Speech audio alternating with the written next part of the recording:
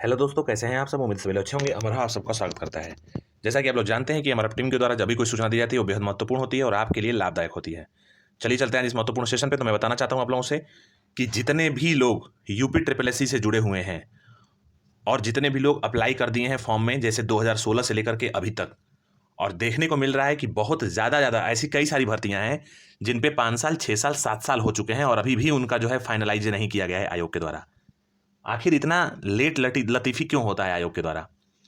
ये दिनचर्या आखिर में आयोग क्रियाकलाप कैसे अपनाता है कि इतनी चीज़ें लेट हो जाती हैं लखनऊ में होने के बावजूद? क्योंकि लखनऊ जो है, यहाँ पे शासन प्रशासन और यहाँ पे हर एक चीज़ें कंडक्ट करी जाती हैं और आयोग भी ऐसे जगह पे है जहाँ पे सारी चीज़ें संभव हो पाती हैं। उसके बावजूद भी 6 6 साल 7 7 साल लग जा रहे हैं एक भर्ती को क्लियर कराने में। तो इसमें किसकी गलती है और किस तरीके से इसमें टाइम लग रहा है? आखिर में इतनी भी क्या प्रक्रिया होती है अंदर आयोग के अंदर कि ये भर्ती प्रक्रिया कंप्लीट नहीं करा पाते हैं?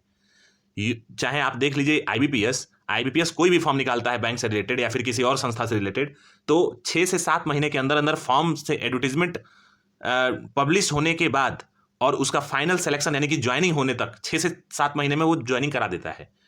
तो आयोग क्यों नहीं करा पाती है? आखिर आयोग 1 साल ले ले किसी भर्ती को कंप्लीट कराने में, लेकिन कम से कम उसको कंप्लीट तो करा दे। अब यहीं पे देखा जाए, अगर सबसे पहले मैं बताऊं आप लोगों से कि जो जरूरी खबर ये है, जितने भी लोग जूनियर असिस्टेंट 2019 के अभ्यर्थी हैं, खैर उनका भी 3 साल होने वाला है, 3 साल पूरा होने वाला है। लेकिन खुशखबरी की बात यह है कि उनका अब अंतिम परिणाम बन चुका है। कोई भी कार्रवाई उस पर शेष नहीं है। उनका रिजल्ट किसी भी वक्त ऑफिशियल वेबसाइट पर जारी हो सकता है। तो उम्मीद करता हूं कि जितने भी जूनियर असिस्टेंट 2019 के अभ्यर्थी होंगे वो अब उत्सुक होंगे अपने रिजल्ट के लिए, और ऑफिशियल वेबसाइट को आप लोग टाइम टाइम पे रिफ्रेश करते रहिए, क्योंकि अब कोई काम शेष नहीं बचा है आप लोगों में कि कहा जाए कि कोई काम पेंडिंग में है इसलिए रिजल्ट लेट हो सकता है। आपका रिजल्ट किसी भी वक्त आयोग के द्वारा आ सकता है, और आज भी आ सकता है, कल भी आ सकता है आपका रिजल्ट, और मंडे को भी आ सकता है, यानी कि बहुत जल्द आपका रिजल्ट आ सकता है, क्योंकि उसमें कोई काम ही नहीं बचा है। तो आप ही लोग बताइए किस तरीके से क्या बताया जाए। यही सूचना है कि सारा काम खत्म हो चुका है, आपका रिजल्ट किसी भी वक्त ऑफिशियल वेबसाइट पर देखने को मिल जाएगा। अब ये डिपेंड करता है कि सचिव साहब कब उस पर सिग्नेचर करें और कब उसको अपलोड करवाएं, ये उन पर डिपेंड करता है। अब मैं बताऊं, जितने भी अभ्यर्थी टाइपिंग करते हैं, चाहे उनको हिंदी और इंग्लिश दोनों टाइपिंग अगर आती है, और वो लोग अगर 12th पास हैं या फिर ग्रेजुएट हैं और किसी भी कैटेगरी से आते हैं, चाहे वो लोग पीटी दिए हों या पीटी नहीं दिए हों, सबके लिए बम्पर वैकेंसी निकलने वाली है। अब मैं बता दूं, सबसे पहले तो junior assistant UP triple SC के थ्रू भर्ती निकलने वाली है। इसमें तो पीटी वाले एलिजिबल होंगे जो पीटी 2021 के पेपर दिए हैं। इसमें 4500 प्लस पोस्टें आने वाली हैं। एक बार मैं और बताना चाहता हूं कि पहले भी बता रहा था, मैं पहले भी आप लोगों को सूचना दे रहा था, लेकिन बहुत लोग उस पर हस्तक्षेप कर रहे थे और उसके लिए कटाक्ष कह रहे थे कि 2000 1000 आने वाली है, आप ऐसे ही बोल लेते हैं, ऐसे कर देते हैं, वैसे करते हैं। आप लोग विज्ञापन तक रुकिए, आपका विज्ञापन जब आ जाएगा तो आप लोग अपनी आंखों से देख लेंगे उस विज्ञापन को। बहुत अच्छी खासी पोस्ट आने वाली है, यानी कि पीटी 2021 से लेखपाल के बाद से सबसे बड़ी भर्ती आपका जूनियर असिस्टेंट देखने को मिलेगा। 4500 प्लस पोस्ट होगी इसमें आपके एकेडमिक्स के भी मार्क्स जुड़ेंगे 30 नंबर, और आपके मुख्य परीक्षा में जो पाएंगे नंबर उसके मार्क्स जुड़ेंगे, और दोनों को जोड़ करके आपकी टाइपिंग कराई जाएगी और फाइनल मेरिट निकाल करके आपको चयन किया जाएगा। उम्मीद यही जताई जा रही है कि जितने भी अभ्यर्थी 60 क्वेश्चन के आसपास उनका है, सही है क्वेश्चन, 60 क्वेश्चन के आसपास सही है पीटी 2021 में, उनको इसमें मौका मिल सकता है पेपर देने के लिए, मुख्य परीक्षा देने के लिए, क्योंकि ये एक स्पेशल भर्तियां होती हैं जिसमें टाइपिंग मांगा जाता है और ट्रिपल सी मांगा जाता है। तो देखा जाए तो लगभग सबके पास ट्रिपल सी हो गया है, लेकिन सबको टाइपिंग नहीं आती है, और इसमें अच्छी खासी स्पीड है। ऐसा नहीं है, 25 वर्ड प्रति मिनट हिंदी है और 30 वर्ड प्रति मिनट इंग्लिश है। तो अब अगर आपको अच्छे से टाइपिंग आती है तो आप इसमें पार्टिसिपेट कर सकते हैं और आपका सिलेक्शन हो जाएगा। तो और इसी के साथ साथ हाईकोर्ट में करीब करीब 3 से 4 हजार पद निकलने वाले हैं, जो कि वो भी टाइपिंग के बेसिस पे सिलेक्शन होगा और आपके रिटर्न बेसिस पे। तो उम्मीद करता, और एक चीज़ और इसी के साथ साथ, जितने भी कोऑपरेटिव बैंक्स हैं उत्तर प्रदेश में, उन आप लोगों ने पहले भी जाना है और अभी बता रहा हूं, उनके लिए जो 26,000 पोस्टें निकाली जा रही हैं, उनमें से करीब करीब 5 से 6 हजार पोस्टें ऐसी होंगी जो टाइपिंग की बेसिस पे सिलेक्शन होगा। रिटर्न एग्जाम और टाइपिंग भले क्वालिफाई होगा लेकिन अनिवार्य होगा। तो उम्मीद करता हूं कि टाइपिंग वाले अभ्यर्थी अच्छे से अपनी टाइपिंग करते रहेंगे और तैयारी करते रहेंगे। जूनियर असिस्टेंट आप लोग के लिए एक बेहतरीन मौका हो सकता है पीटी 2021 के अंतर्गत। तो उम्मीद करता हूं कि आप लोग विज्ञापन का इंतजार करेंगे और बहुत जल्द इसका विज्ञापन आपके ऑफिशियल वेबसाइट पर देखने को मिलेगा। इसी के साथ मैं बता दूं तत्काल कि जितने भी एग्रीकल्चर टेक्निकल असिस्टेंट के अभ्यर्थी हैं बीएससी एग्रीकल्चर के, वो लोग निराश मत हों, उनका भी विज्ञापन निकलने वाला है। बशर्ते ये नहीं पता है कि क्यों नहीं निकल रहा है विज्ञापन, आखिर क्या माजरा है। जो बच्चों का जो समस्या था, 900 कुछ बच्चों का समस्या था, उनका सब कुछ डील होकर के और आयोग तक पहुंच चुका है डॉक्यूमेंट। तो आयोग को चाहिए कि उस विज्ञापन को जल्दी जारी कर दे, क्योंकि वो विज्ञापन पिछले 3 वर्ष से पेंडिंग में है और हम लोग इस पर काम भी कर रहे हैं। लेकिन जब भी कोई इस पर पॉजिटिव सूचना मिलेगी तत्काल हमारी टीम आपको पहुंचाएगी। इसी के साथ साथ सहायक लेखाकार का भी अधियाचन आयोग में पहुंच चुका है। सहायक लेखाकार, एजीटीए और जूनियर असिस्टेंट, इन तीनों का विज्ञापन अधियाचन पहुंच चुका है आयोग में, और इनका तीनों का विज्ञापन पीटी 2021 से ही देखने को मिलेगा। और इन तीनों में अच्छी खासी पोस्टें हैं। 3300 प्लस पोस्ट आपकी एजीटीए में है, 4500 प्लस पोस्ट आपकी जूनियर असिस्टेंट में है, और 800 प्लस पोस्ट आपकी जो है सहायक लेखाकार में है। ये सारी पोस्टें हैं और जो निकलेंगी निश्चित तौर पे निकलेंगी पीटी 2021 के अंतर्गत ही। तो आप लोग निराश मत होइए, अपनी तैयारी को करते रहिए। अब मैं बताना चाहता हूं जितने भी लोग असिस्टेंट स्टैटिस्टिकल ऑफिसर के यहाँ पे हैं उनको मैं बता दूं कि एक उनका जो है एक आरटीआई ऑफिशियल, मतलब कि एक आरटीआई जो है उनका जो है कोई आरटीआई लिख करके या फिर उसको आरटीआई को फोटोकॉपी करा के और अलग अलग सोशल मीडिया पर उसको पब्लिश कर रहे हैं और उसको फैला रहे हैं। अफवाह है ये। देखिए मैं बता दूं कि आपकी जो आरटीआई आई है और जो आप लोग आरटीआई देख रहे हैं वो एक केवल और केवल अफवाह मात्र है। आयोग कभी नहीं बताता है आरटीआई में कि ईडब्ल्यूएस के कितने एप्लीकेशन गए हैं। वो सीधे सीधे अनरिजल्ट बता सकता है, ओबीसी बता सकता है, एससी बता सकता है और एसटी बता सकता है, लेकिन ईडब्ल्यूएस को वो आइसोलेट नहीं कर सकता है फिलहाल, जब तक कि आपका रिजल्ट ना बन जाए।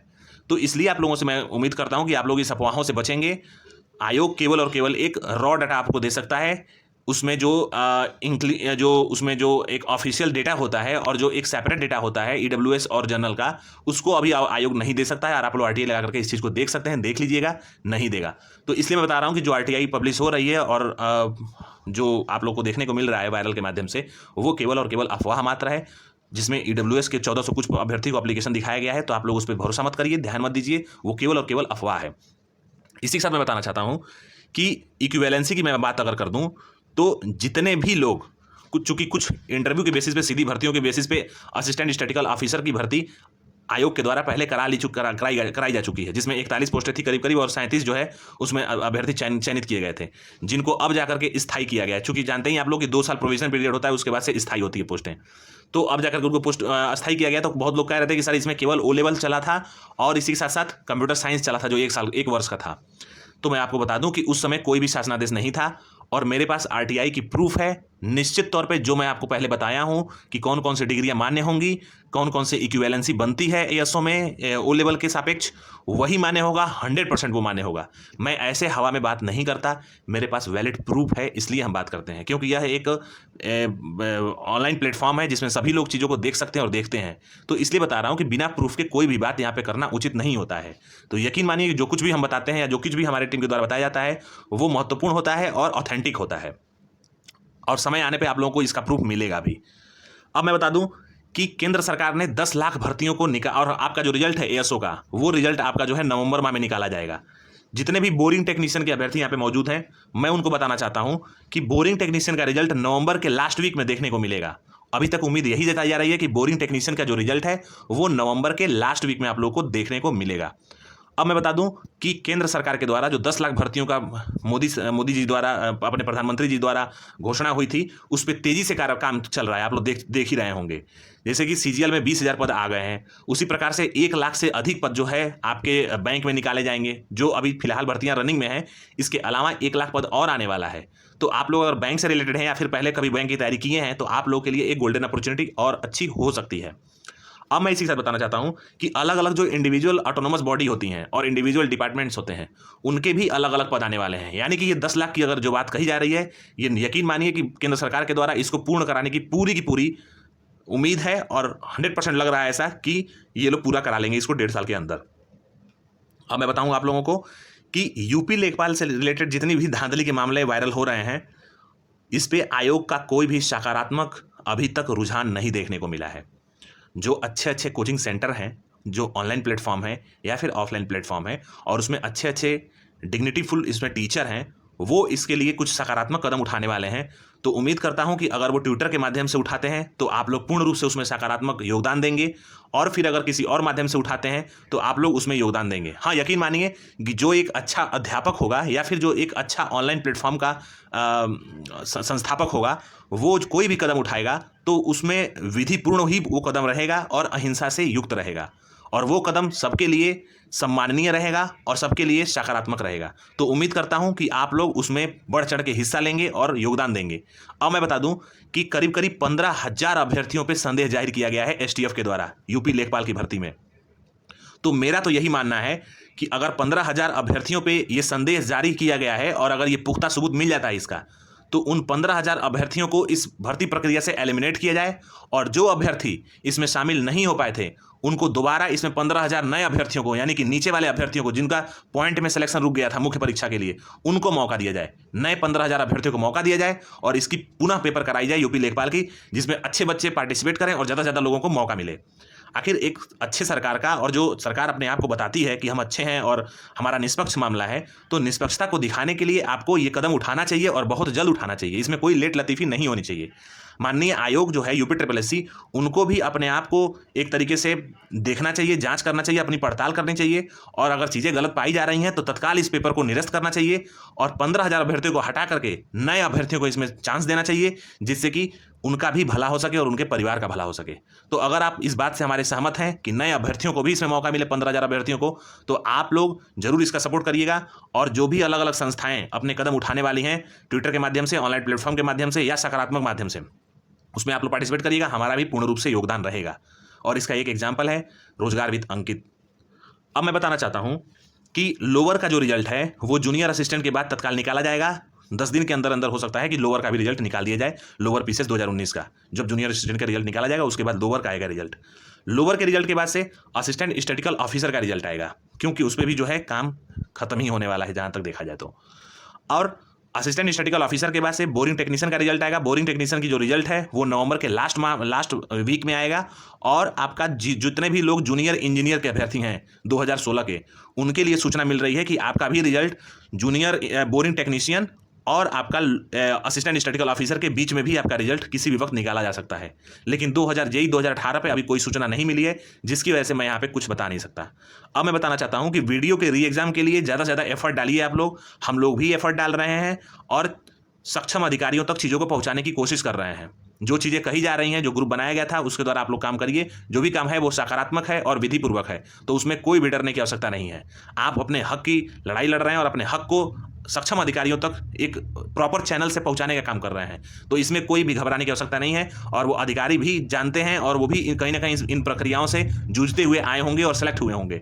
तो उम्मीद करते हैं कि वो अधिकारी इस चीज़ को समझें और जल्दी से जल्दी जो 5 साल पुरानी प्रक्रिया है, वीडियो 2018 की भर्ती है, उसको जल्दी से जल्दी कराने की कोशिश करें। अधिकारी महोदय, यही हम लोग का मानना है और आयोग इसमें जल्दी से जल्दी निर्णय लेकर के इसका पेपर कराए। दिसंबर के पहले पेपर हो गया तब तो ठीक है, अगर नहीं हुआ तो हो सकता है कि ये मई के महीने में चला जाए, यानी कि 2023 के मई महीने में ये एग्जाम हो। तो उम्मीद करता हूं कि आप लोग इसमें कुछ सकारात्मक काम करेंगे और जैसे जैसे बताया जा रहा है वैसे वैसे काम करेंगे और उन ग्रुपों को ज्वाइन कर लेंगे। अब जो ITI इंस्ट्रक्टर के अभ्यर्थी हैं और जो सीधी भर्तियों से रिलेटेड है, चाहे 18/5/2016 हुआ या 16/4/2016 हुआ या 2015 हुआ, जितने भी अभ्यर्थी इंटरव्यू से रिलेटेड हैं, ये तो तय है कि उनका इंटरव्यू इसी वर्ष करा करके और फाइनल सिलेक्शन दे दिया जाएगा। लेकिन इसमें अभी तक कोई सूचना नहीं मिल पाई है कि किस दिन से ये इंटरव्यू शुरू होगा। जैसा कि हमारे द्वारा बताया जा रहा था पहले ही कि इस महीने के अंतिम से या फिर नेक्स्ट मंथ के फर्स्ट वीक से आपका इंटरव्यू शुरू होने वाला था और अभी भी यही सूचना मिल रही है। लेकिन डेट को लेकर के सूचना नहीं मिल पा रही है और इस पर थोड़ा सा अब संदेह बनने लगा है, क्योंकि जब चीज़ें समझ में आती हैं, जब सूचनाएं मिलती हैं और फुल प्रूफ उसका कोई एक ऑफिशियल डेटा नहीं मिल पाता है, ऑफिशियल नोटिस नहीं मिल पाती है, तब तक उस पर संदेह बरकरार होता है। तो मैं आप लोगों से कहना चाहता हूं कि जितने भी ITI इंस्ट्रक्टर के अभ्यर्थी हैं या फिर सीधी भर्तियों से रिलेटेड अभ्यर्थी हैं, वो लोग अपने काम को स्वयं से अपने अनुसार सोच समझ के अपने कदम उठा सकते हैं, जो कि विधिपूर्वक हो और सकारात्मक हो। क्योंकि अभी कोई इसमें फुल प्रूफ डेट जो है वो ऑफिशियल नहीं मिली है, जिससे कि मैं बता नहीं पा रहा हूँ आप लोगों को और बताने में मैं सक्षम नहीं हो पा रहा हूँ। तो आप लोग अपना कदम जो है अपने अनुसार उठाइए, वो आपके ऊपर डिपेंड करता है कि आप लोग कैसे इस चीज़ को सकारात्मक रूप से लेते हैं। लेकिन यकीन मानिए, इसका जितने भी सीधी भर्तियों का इंटरव्यू है वो इसी वर्ष पूर्ण हो जाएगा, ये तो पक्की सूचना है। अब दोस्तों मैं बताना चाहता हूं कि जितने भी अभ्यर्थी यहाँ पे मौजूद हैं वो लोग थोड़े से अवेयर रहें, परीक्षाओं को लेकर के अवेयर रहें और हर एक मुद्दों पे वो लोग अवेयर रहें, क्योंकि पढ़ने के साथ साथ अवेयरनेस भी बहुत ज़्यादा जरूरी है। जैसा कि आप लोगों ने देखा लेखपाल में क्या दिक्कतें हुई, 8,000 सीटों पर 15,000 संदेह जुड़ गया। इसी अच्छी बात के साथ मैं वीडियो को वाइंड अप करना चाहता हूँ दोस्तों। जय हिंद।